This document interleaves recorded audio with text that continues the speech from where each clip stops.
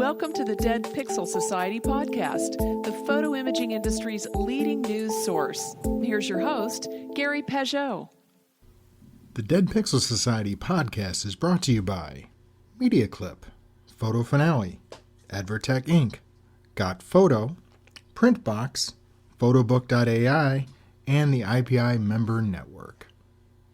Hello again and welcome to the Dead Pixel Society podcast. I'm your host, Gary Pageau, and today we're joined by John Kelly, the CEO of Zenreach, a walkthrough marketing company. And John's going to be sharing with us 3 things brick-and-mortar companies shouldn't stop doing in the wake of COVID-19. So John, welcome to the show. Thanks for having me, Gary. It's a pleasure. So John, tell me a little bit about Zenreach and what a walkthrough marketing company is. Yeah, walkthrough marketing company is essentially a company that delivers in-store traffic to our merchant base. And so we specialize in putting online messages in front of consumers and ensuring that we can track and deliver the in-store walkthrough. Okay, so it's basically building traffic for retailers, right? Yep, foot traffic for retailers. Very good, thank you. So would that be through social channels, text, or what's some of the sort of the magical things you do? Yeah, so maybe I could explain how the technology works. That might be better. So we have a software layer that sits on top of the local Wi-Fi. So this is the Wi-Fi that's in your store or restaurant or event space. And it transforms that Wi-Fi into a sensor. And so your cell phone is automatically set to ping for a Wi-Fi signal every 30 seconds. And we read that ping as a proxy for foot traffic. And so if you've never logged into Zenreach, you don't know who we are as a consumer.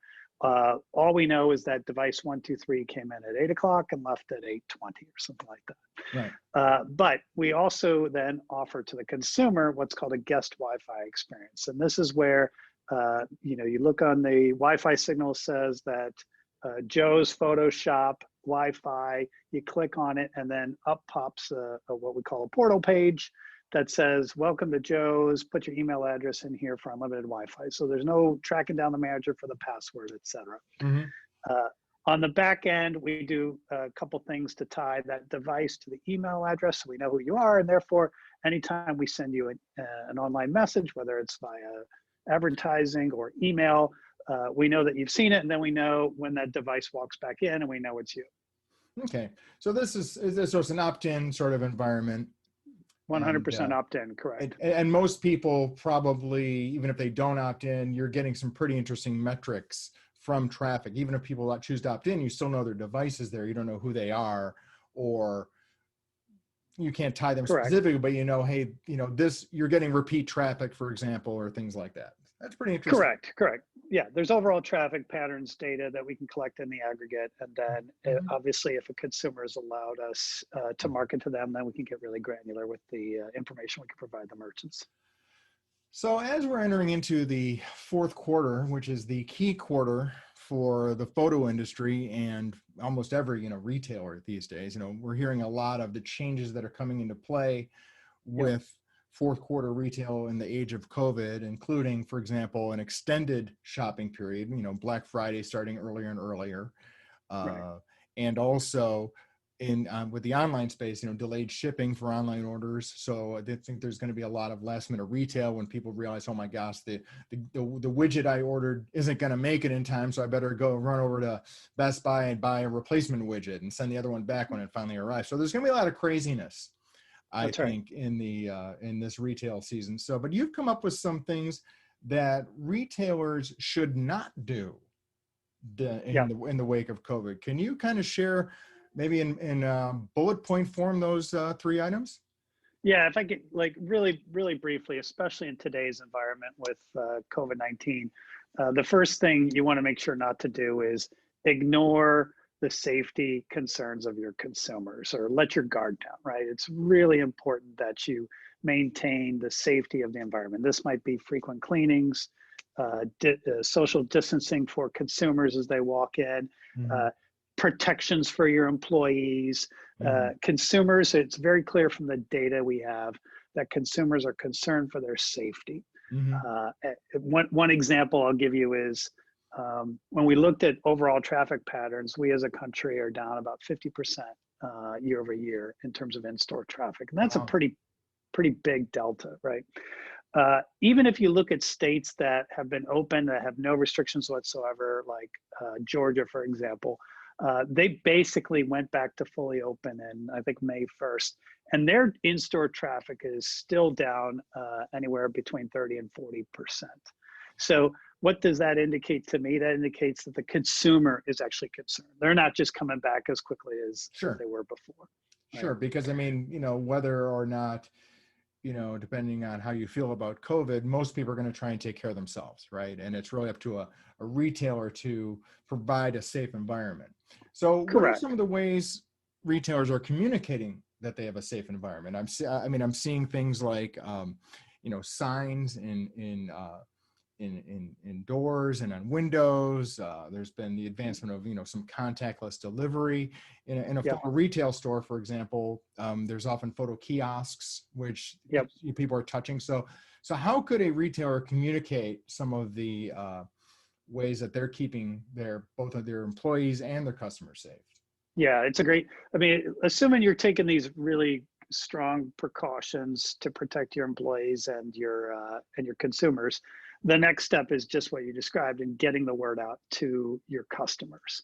And I will tell you, in the environment that we have today, where people are driving less, many of us are working from home, spending more time online. When you might have relied on that store sign out front or the sandwich board, to communicate your message beforehand, it's not going to be nearly as effective in this environment. And if you look at what's happened, most of us are spending more and more time online. Online usage is at record highs, right? So it's really important that if you're going to communicate with your consumers, you invest in that online communication, right? And this can be through a lot of different means. Email and advertising are the two that have the widest breadth possible. It's funny you mention email, because that's always one of the things, in the age of social and TikTok and 20-second videos and things like that really kind of the tried and true email has kind of been overlooked for a lot of people. But I think that's actually one of the more effective methods that a retailer can have if they do it right. Yeah, if they're doing it right, that's correct. Email, one, is really cheap in many ways, right? The acquisition of an email address might be a little bit harder, but once you have it, like sending out emails to consumers doesn't cost that much, and that's why it's still very attractive.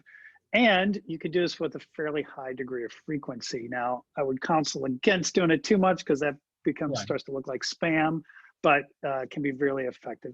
And then there's the added benefit, which most retailers don't think about, is that your email address is in many ways your identity, your online identity. And that unlocks a lot of different features. So, you can send the emails, but also you can match that email to a Facebook profile or an Instagram profile. And you can match that to the Google network. And that enables you to have really good targeted advertising in that circumstance. So it is kind of what used to be called the killer app online for marketing. And it still is a very strong signal and one that you want to make sure to leverage. Yeah, there's probably two key identifiers that people have as a consumer.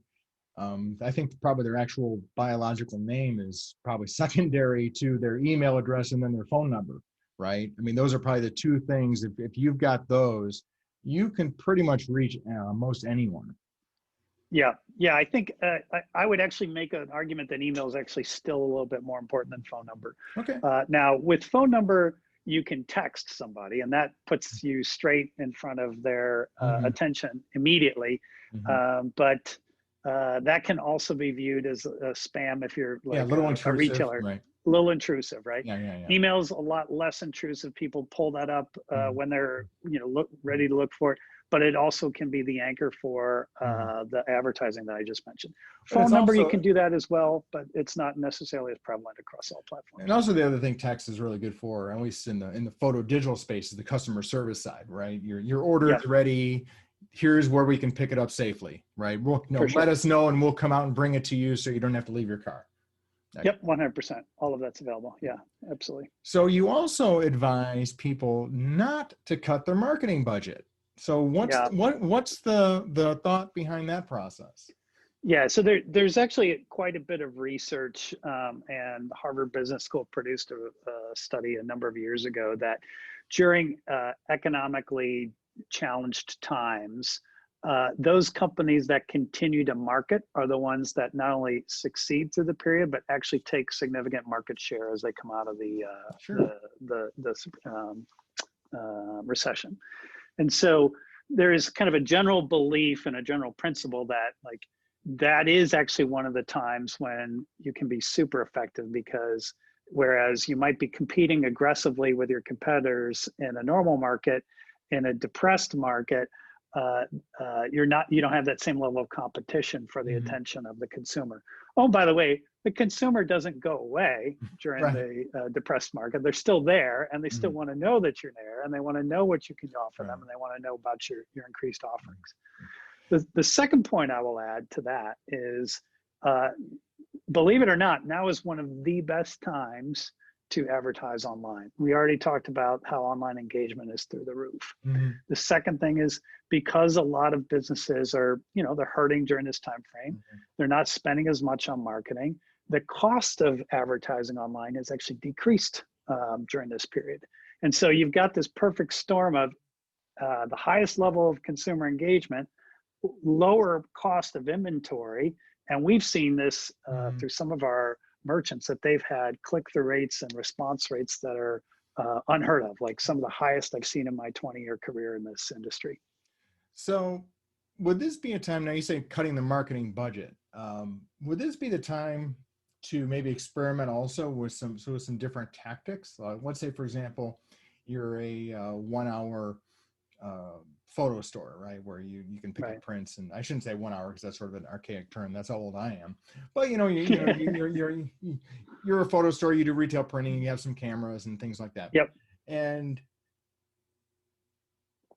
this might be the time to perhaps start doing some short videos, start doing some different sort of engagement, buff off that Pinterest page that you may have started and never actually put anything on. So I guess what I'm saying is that maybe it's not just spending money on marketing, but actually reinvigorating your marketing efforts. I would agree completely. The as we talked about before, the engagement rates, the time online, the engagement with content, they're all at all-time highs right now across the board. So this is the great time. This is the time when you want to invest in that area. The other thing I would add is, as you look at kind of how you develop your marketing plan, especially if you're an offline business, it's really important that you identify who your offline customers are, right? And how you do that, there's a lot of different ways, but one of the ways that we have is by enabling you to have this guest Wi-Fi experience that enables you to identify who your consumer is. When you have that offline experience, there's two things that we've noticed through kind of the data that we see. One is your online engagement. So whether people are clicking on your ads or liking your Facebook posts or whatever, is not necessarily a one-to-one predictor of your offline results. So it's not necessarily predictor of whether that foot traffic is coming in. And a lot of people who have invested in the online space believe that, hey, as long as I get my likes, I'm eventually going to get the walkthrough traffic. That's not necessarily the case, right? Yeah. So it's really important that you know that distinction there. We got to measure the right thing, right? That's one of the things that I think, like you said, likes don't pay the bills, right? If you're not coming, if you're not, and that's, if you see that a lot with influencer dialogue that happens around, so-and-so photographer has, and he's an ambassador of this camera brand. He's got 1 million followers, but is he really delivering an audience that's going to buy that camera? Right. So what are some of the, I'm just curious. So what are some of the metrics that a retailer can use? Because I've always been a big believer that the metrics that are important are the ones actually tied to actual consumer transactions and behavior, right? As opposed to, conducting a survey saying, would you buy a photo print if I printed it as a 5x7 instead of a 4x6? And, the consumer's Yeah. going to, they may or may not actually be truthful. Yeah. Well, I started off my early part of my career. I worked at Yahoo, and one of the talks that the head of the data science team there gave us was on consumer perception versus reaction, right? Mm-hmm. And if you ask the consumers like what publications they read, there was kind of like a step up in what they assess themselves as through survey data. So, oh, I'm an economist reader, or I read the Wall Street Journal, or I read the New York Times. And then you put in front of them different content. What were they clicking on? The images in People magazine. Right, Exactly. So I agree. Surveys are not necessarily the best indicator of what consumers will do.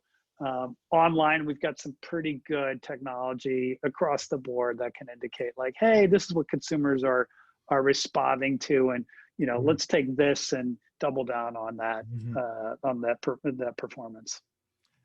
Now, one of the things also, we're going to move to the third item is a lot of the uncertainty regarding COVID, right? We're open this week. Now we're not open this week because of a rise in cases or a change in the government policy or something like that. Right. One of the things you talk about is, retailers should anticipate possibly having to close again. Yeah. In fact, I think Illinois just closed its restaurants yesterday. As a matter of fact, they just rolled back some of the openings in that state. So we do anticipate that there will be some more restrictions as we move forward especially into the fall, right? As a result, I think it's really important that we invest in that online interaction, especially like delivery. If you haven't looked at it, if you don't have an online presence, I would definitely encourage you to get that online presence and figure out a way that you can deliver your products to the consumers. Because if for some reason a retail shop is down or required to close through political mandates, we still have to find a way to keep ourselves in business. Yeah, that's one of the things I think that just from what I've been reading and experiencing, the consumers actually have become far more flexible and patient with retail businesses that have had to make accommodations, right? Whether, for example, a restaurant may have to move some of its seating outside, which may not be great, but hey, I want to support my local business, so I'm going to do that kind of thing. Yeah, that's actually quite prevalent. In fact, one of the most successful clients we have in our business is a client that's in the restaurant space that did this pivot to delivery pretty early, and they also took a really good humoristic approach to things. So they invested in the marketing, they moved tables outside, and then they did things like, hey, we're going to have this new drink called the Quarantini, and any order over $50 gets you a free roll of toilet paper or hand sanitizer, right? Like they jumped in with both feet and said, we're going to make the best of it. And the numbers speak for themselves. They've done much better than their competitive set during this crisis. Yeah, unfortunately, that's been that sounds like that case is an anomaly, unfortunately, at least as it relates to the restaurant industry. I mean, they are unfortunately not been considered essential in a lot of areas. Right. So that's good to hear that, there are some positive news coming out of that segment of the industry.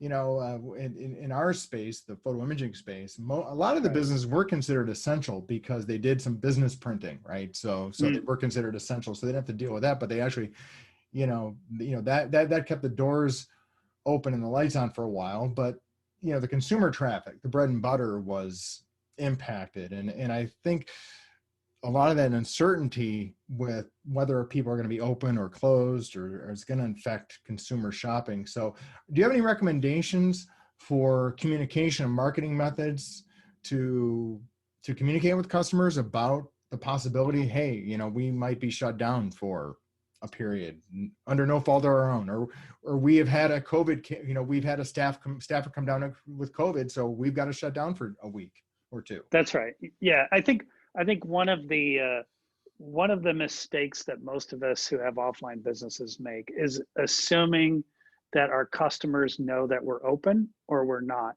Right. proactively, right? And I'll just speak from kind of my own personal experience. Sure. My assumption is that the shopping mall that's 1.5 miles away from where I live, that most of those businesses are closed or hampered or restricted in some way. And the truth of the matter is they're not.